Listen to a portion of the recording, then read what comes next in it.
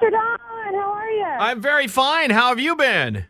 Oh, so good. Can't complain. Still recovering from the holiday. I imagine you are. We were just talking about you last night at the Detroit Auto Dealers Association. Had a little soiree that we were at, and everybody is real excited for you to come out tonight good. and sing at at our big charity preview. Have you ever done anything like this? I haven't, but I don't know if you know, but I'm a huge car freak. I do, and I had even written down some car questions here this morning, you know?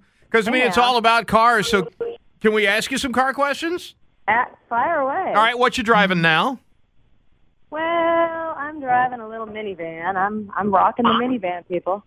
Really? Yes, I know. I actually have a hybrid, which I've driven for years. I've had basically only hybrids. I figure you get a minivan because if people look and they see somebody that looks like Sheryl Crow in a minivan, they're like, no, that can't be Sheryl Crow, so then they don't follow you.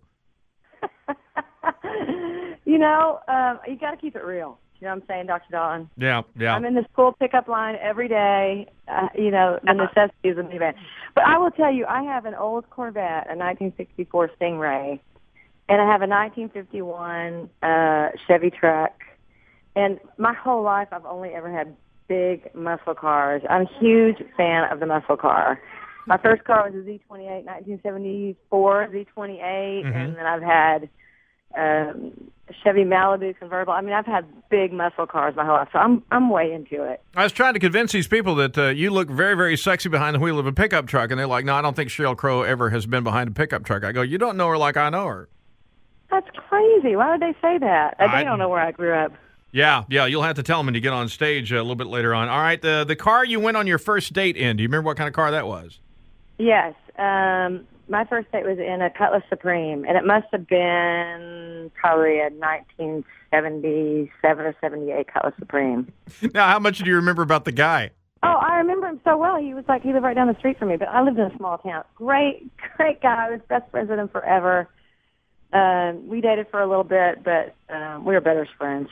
All right, car you wish you had back? Well, I'll tell you a funny story. I had two Corvairs, and they both got stolen. I had one. It was in a parking garage. It got stolen. I found another one and bought that one, basically the identical car, and about a month later it got stolen. So I probably don't want that one back. Those cars are valuable. I would love to have my old Z28 back. Those were pretty fun cars. I had the Pontiac version cool. of that for a while, and it's really fun to get those off the line and make them really, really move. But, Dr. Don, did yours have glass packs and headers and cherry bombs? Glass packs, yes. Headers, no. Okay, well, I'm just saying. But I will tell you a funny story. Nobody told me as a kid that you're supposed to change the oil in a car. No. Yes, and then I was driving to college, and the thing started putting out white smoke, and then it just died. I had to replace the short block. Nobody told me.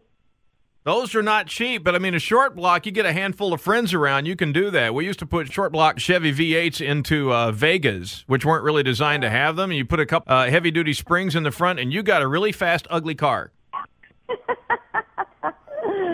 That's funny. I see we're going to have to talk cars a little bit backstage.